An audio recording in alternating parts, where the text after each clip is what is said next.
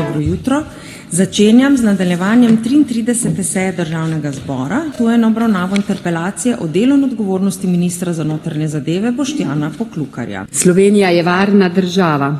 Se veste, so že pregovorne besede ministra Poklukarja.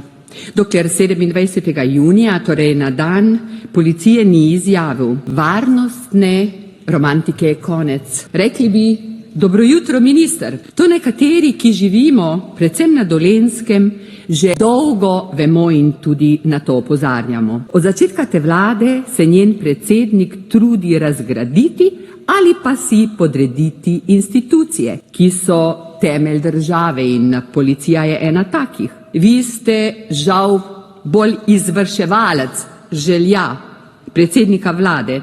Zato se včasih vprašam, ali vas res tako malo spoštuje, da vas vedno znova pošilja v ogenj, da ste si zaslužili že drugo interpelacijo. Zame je vsak direktor nekega strokovnega organa tako dober, kot se zna dobro in učinkovito upreti željam politike. Senad Jušić verjetno tega ni zmogel, zato je bil tudi direktor za določen čas. In to, gospod minister, to je vaša odgovornost. Ta nekonsistentnost izjav, od zanikanja poslabšanja varnosti do priznanja zaskrbljujočih razmer, vzbuja resna vprašanja o vaši dejanski sposobnosti presoje in o tem, kaj se je pravzaprav v resnici dogajalo v vmesnem obdobju glede varnosti državljank in državljanov. Če pogledamo podatke Mediane iz leta 2024, lahko vidimo, da je 50,6% ljudi meni, da se je varnost poslabšala. Na to smo vas, minister, opozarjali že v prvi interpelaciji. Gre tukaj za občutke ljudi. Ti namreč danes kupujejo solzivec za vsak primer, če se jim kaj zgodi, in ne zaupajo več, da jih država lahko zaščiti. Kaj ste storili, da bi to zaupanje obnovili? Kadrovska podhranjenost policije je kritična. V zadnjih 2 letih je policijo zapustilo skoraj 10% vseh policistov. Patrulje so pogosto v nepopolni sestavi, teren pa nadomeščajo študenti in pomožni policisti. Ko govorimo o reorganizaciji Centra za varovanje in zaščito, ste kot minister dopustili kadrovske obračune, kar ruši zaupanje v institucije. Vsebine, ki jih predlagatelji navajajo, temeljijo na posplošenih trditvah, brez jasnih dokazov, preverljivosti, kaj šele analiz. Zato si dovolim trditi, da so nekateri očitki ne le površni in posplošeni, ampak tudi nevarno zavajajoči. Se še spomnite zloglasnega Zujfa, ki je čez noč upokojil skoraj pol policije in so ga takrat sprejeli predlagatelji moje interpelacije? Seveda se. In še danes rešujemo posledice njihove odločitve. Bili ste tiho, ko je policija kaznovala ražnacalca hrane, ki je brez maske jedel burek v centru Ljubljane. Bili ste tiho, ko je policija oglobila mariborske dijake, ki so javno protestirali zaradi zaprtja šole. Sami pa ste takrat iskali izgubljeni tovornjak z maskami ter Slovenijo preko bruselskih institucij in diplomatskih kanalov obteževali. Kolega Reberšek, malo se umirite, lepo prosim. Vem, da je lahko čustveno naporno, ampak se bo treba tudi na to navaditi, ne? Izvolite, minister. Predvsem pa ste bili tiho in držali ste svečo vaši vladi. In biti tiho pomeni strinjati se. Osumljeni lastnik kobariške restavracije Aleš Hvala naj bi filipinske delavce preprodajal drugemu delodajalcu. Je bližnji sorodnik vodje kabineta ministra za notranje zadeve. Na ministrstvu so bili s policijsko preiskavo seznanjeni. Še več, sredi preiskave sta minister in generalni direktor policije k osumljencu trgovine z belim blagom na kosilo peljala delegacijo.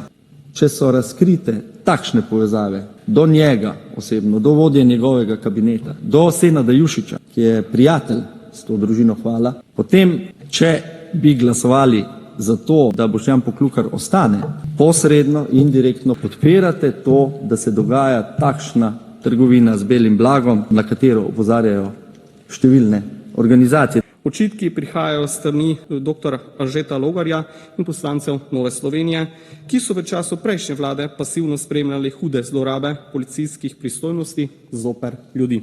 Razlogov za podporo interpelaciji ne vidimo. Danes smo priča prvi interpelaciji od dveh v tem tednu, kjer skuša seveda opozicija zamajati vlado in utreti pot na oblast. Tokrat v Novi Sloveniji v želji po svojem koščku medijske pozornosti pri tem, bom rekel, kar mrhovinarstvu pomaga tudi poslanska skupina nepovezanih poslancev. V prvi vrsti gre za to, da seveda poskušata najmanjši opozicijski stranki asistirati Slovenski demokratski stranki pri manevrih slabljenja vlade in si s tem pridobiti seveda nič drugega kot naklonjenost velikega vodje. Po 3 letih delovanja aktualne vlade dr. Roberta Goloba lahko zagotovo trdimo, da gre za najslabšo vlado v zgodovini Republike Slovenije. Če pogledamo delo njenih članov, torej ministrov in ministric, lahko za notranjega ministra Boštjana Poklukarja zagotovo trdimo, da gre za enega izmed najslabših ministrov v tej najslabši vladi. Jaz vam bom povedal, kaj vsak dan na vsakem koraku doživljajo ljudje, posebej na Dolenjskem, v Posavju in pa v Beli krajini. V šolo se prinaša orožje, pouk je praktično nemogoč, nespoštovanje, nestrpnost in razgrajanje. Doma se dogaja kraja poljščin. Imamo 70-80-letne starejše prebivalce, ki na polju ob mizerni pokojnini gojijo vrtnine vsako leto in večino pokradejo. Kraja in klanje živali, ribe, krave, ovce, perutnine, prašiči. Pri enem krajanu so prašiča že ničkolikokrat ukradili. Nazadnje so svinjo iz dvorišča odpeljali, ne boste verjeli, kar z viličarjem. Viličarja pa kar pustili sredi vasi. To kaže samo na njihovo predrznost, saj niti ne upajo, niti ne želijo zakriti sledi, saj točno ve, da je nihče v tej državi nič ne more. Predsednik vlade je obiskal vse pomembne tekme in vikend na morju ter se slikal s Trumpom. A ja, pa priznali ste Palestino in posvojili ste opico. Tako vi delate. Ne odpravljate pa težav tam, ki bi jih res mogli. In da si upa minister tamle za govornico očitati izgubljeni kamion, pa da ga ni sram, bi mu to povedal zdaj v faco. Kak izgubljen kamion? 1000-krat sem že povedal, izgubljeni kamion države ni stal niti enega samega centa. 100 jurjev nas je koštala stražarska hišica, ker dež pronica v to stražarsko hišico. Pa boš, da bi kupili marele tam varnostnikim, ko pa tako drago, pregrešno drago stražarsko hišico za 100 jurjev, 5 hišic, $500,000. Na včerajšnji dan, 8.7., je ljubljanski kmet šel pogledat svojo njivo, kjer se že dlje časa dogaja kraja krompirja. Na njivi so bili 3 cigani in so 70-letnega kmeta, ki živi od dela svojih rok, od svoje kmetije, tudi pretepli. Na urgenci so ugotovili poškodbo glave in počena lična kost. O kakšnem dobrem delu govori minister Poklukar? Dejte mi povedati. Ne uporabljate slabšalnih izrazov za manjšino. Lepo prosim. Najprej bi predlagal, da opozorite ministra, ki bi moral biti tukaj in poslušati razpravo, da bo lahko potem tudi verodostojno odgovarjal. Drugič pa vas prosim, da navedete pravno podlago, člen zakona, ne vem, pravilnik, kakorkoli, ki določa, da se pač romska skupnost ne sme imenovati tudi cigani.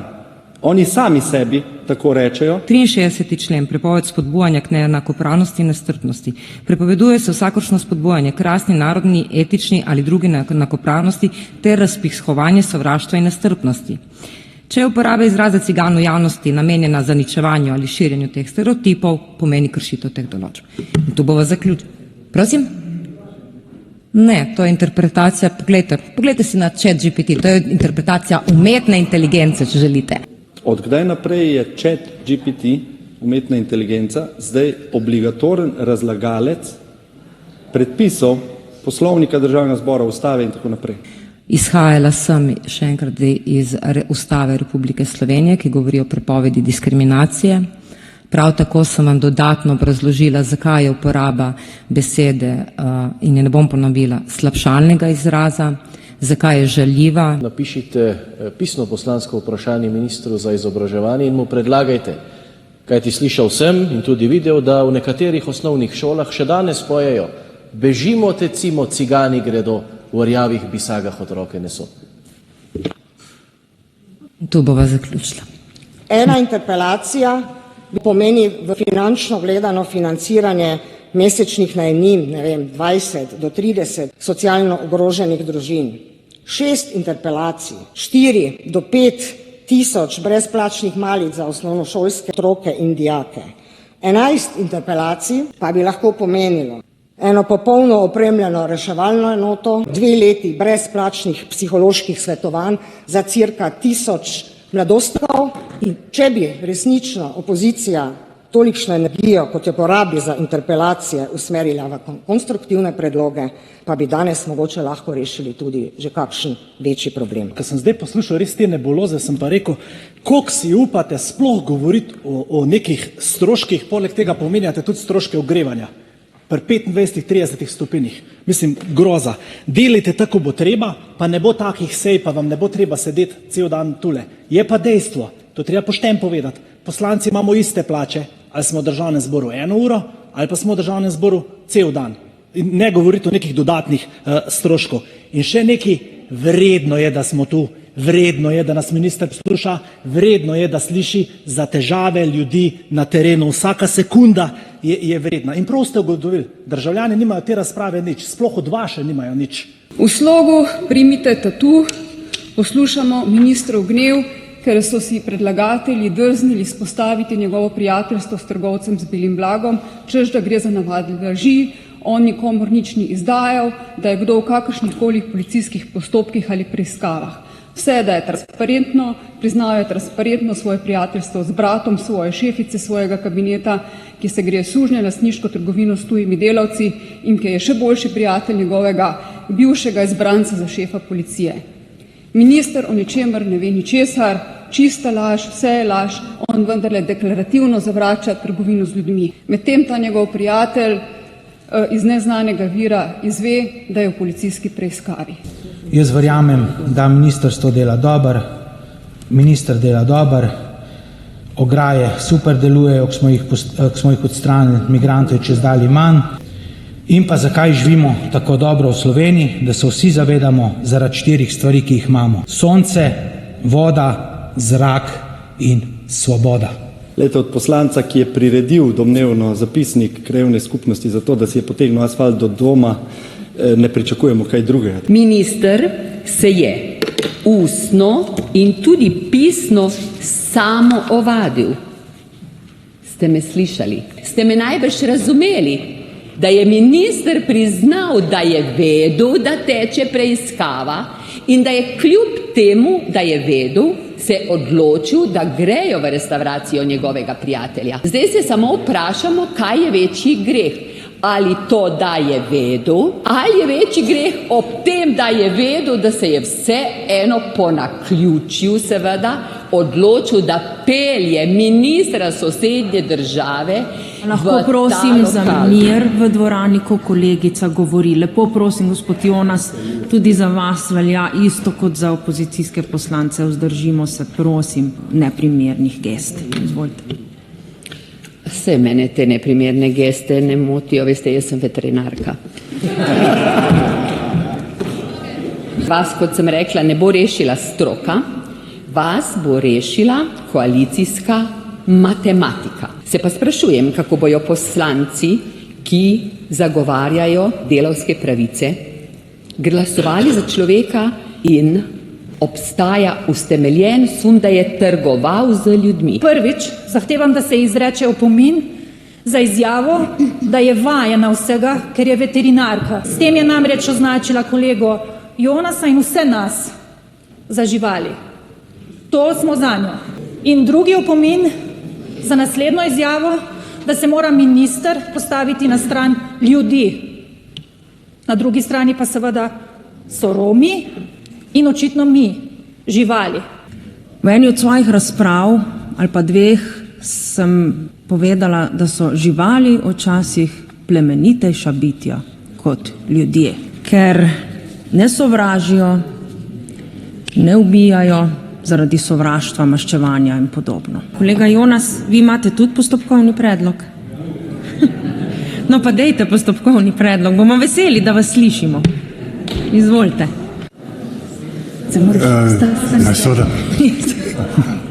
Se je treba ostati. Jaz bi samo postopkovnem predlogu rekel, da odklanjam opravičilo, ga ne zahtevam, nasprotno opravičujem se jaz zaradi svoje energične, kretne. Opazka se mi je zdela pa duhovita. Ne zamerim. Hvala lepa, no to je lepo pomirilo strasti, se strinjate. In sedaj, pridite kolega Bakovič, smo vas veseli. In sedaj glasujemo o sklepu, ki sem ga pravkar prebrala. Navzočih je 78 poslank in poslancev, za jih je glasovalo 33, proti pa 45. Glede na izid glasovanja ugotavljam, da ministru za notranje zadeve nezaupnica ni bila izglasovana.